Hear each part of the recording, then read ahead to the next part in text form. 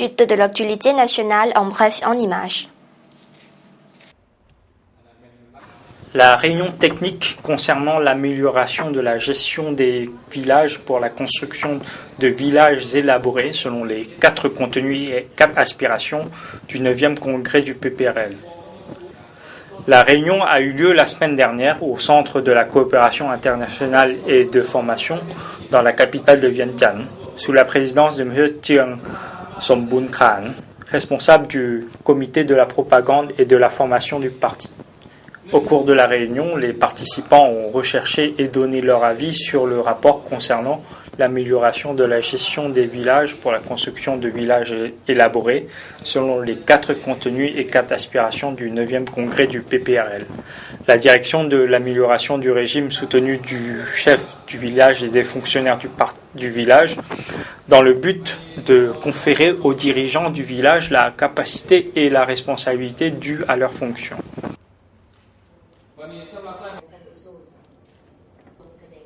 La coopération entre le département de contrôle de la pollution, dépendant du ministère des Ressources naturelles et de l'Environnement, et l'Agence française pour le développement, AFD, ont permis l'organisation de la formation sur l'utilisation des matériaux de maintenance, des engins de refroidissement et des climatiseurs dans les voitures. La formation a eu lieu au Centre de la coopération et de formation de la capitale de Vientiane la semaine dernière, soutenu par l'AFD en présence de Madame Kerbang-a Kerla, chef du département de contrôle de la pollution du ministère des Ressources naturelles et de l'Environnement. À cette formation ont participé des professeurs et des techniciens venus de l'école du génie mécanique et des magasins de réparation d'engins refroidissants. L'apprentissage de la partie théorique et de la partie réelle ont été effectués sur de vrais engins en panne. Ils ont été initiés aux machines de détection de parties endommagées, de mesure de la pression et du courant électrique par des systèmes numériques, afin que les personnes en formation ce jour-là puissent mieux comprendre comment rendre des travaux de bonne qualité en toute sécurité. Il est aussi question de ne plus utiliser des éléments du CFCS pour diminuer les éléments chimiques HCFCS qui détruisent la couche d'ozone.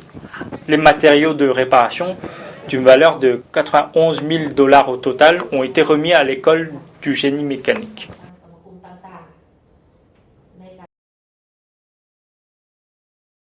La province de Vientiane fera faire construire son nouveau stade.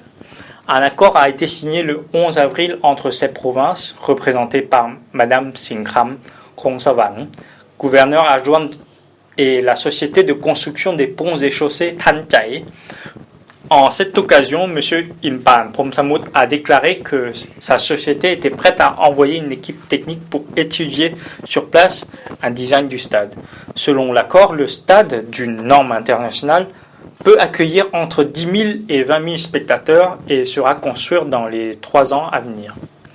Pour sa part, M. Thawon Wongsaengsi, chef du secrétariat du développement de la municipalité provinciale, a précisé que ce nouveau stade pourra aussi accueillir d'éventuelles compétitions internationales, car sa province ne se situe qu'à quelques 60 km de la capitale.